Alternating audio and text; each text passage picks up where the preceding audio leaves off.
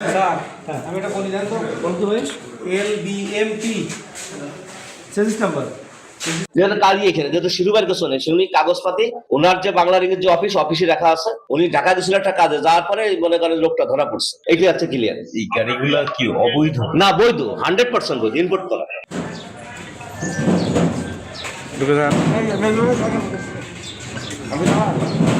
সুতরাং এখানে যে বাইকগুলো আছে কিনা এবং এগুলো যেন কোনোভাবে হস্তান্তর না হয় এই বিষয়ে আমরা নজরদারি করব।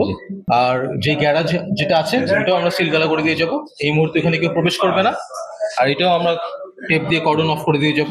এখানে কেউ প্রবেশ করবে না বা এগুলার এখানে আসলে কেউ স্পর্শ করবে বা কেউ নিয়ে যাবে বা কেউ বিষয়ে কেউ আগ্রহ প্রকাশ করবে আমাদের অগোচরে যেন কেউ এইগুলো স্থানান্তর না হয় এই বিষয়ে আর কি আমরা সতর্ক থাকবো। এখানে আমরা এখন পর্যন্ত 77টা মোটরসাইকেল দেখেছি, এগুলোর অরিজিন ইউএসএ থেকে ইম্পোর্ট করা। তো এখন আমরা যেটা দেখতে চাচ্ছি যে এদের কিছু ভ্যাট 6.3 এই ডকুমেন্টে মিসিং, এরা এটা শো করতে পারেনি।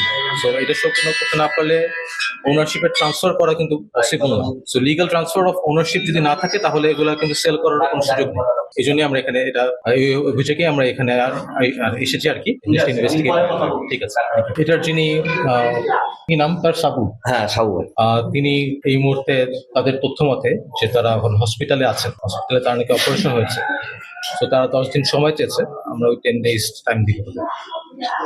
ইনি হচ্ছে কাগজপাতি বলতেছে যে ডিস্টার্ব আছে, কোনটা পাইনি। তো এই কাগজপাতি সাহু ভাই বলছে টোটাল কাগজপাতি তার কাছে আছে এবং রেঞ্জ থেকে যেসব জিএনবি আছে সব কাগজপাতি আছে।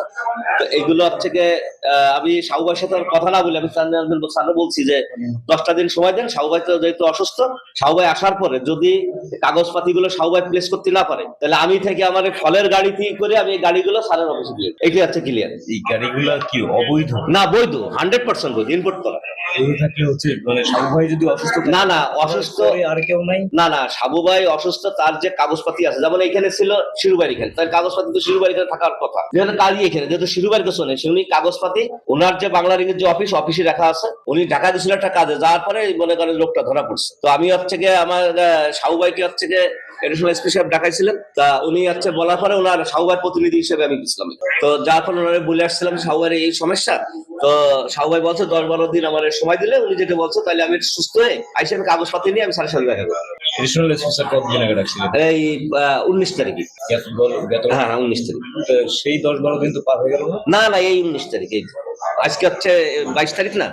মেলার তো উনি হচ্ছে মানে উনার জিনিসগুলো সবই আছে যশোরে আছে, কিন্তু উনার যেখানে আছে বিআরটি এইটা কেন এটা আমি এই সম্বন্ধে আমি এত কিছু বলতে পারবো না। আমি বলি যেহেতু গাড়ির সঙ্গে আমি সংযুক্ত না এই ব্যবসায়, আমি হচ্ছে ফলের সাথে আমার সাথে তার তো যেহেতু সে আমার পার্টনার সেই ক্ষেত্রে আমি এখানে আসছি। আমাকে সে বলছে যে 10 দিনের ভিতরে আমি চলে আসার পরে এই গাড়ির কাগজপত্র যদি আমি দেখাই দিলাম যেহেতু আমার আছে, তার হচ্ছে সেই সবটা যদি সে রিপোর্ট করছে। হ্যাঁ, এবং তার কাছে কাগজপাতি অবশ্যই তার 100% কাগজপাতি আছে। যদি না থাকতো, এটা যদি অবৈধ গাড়ি থাকতো 2 বছর ফেলে রাখতে লাগে। আমি আছে সিয়ান এন্টারপ্রাইজ আর উনি আর হচ্ছে সাব এন্টারপ্রাইজ, আমাকে দুজন একসাথে যৌথ বলে।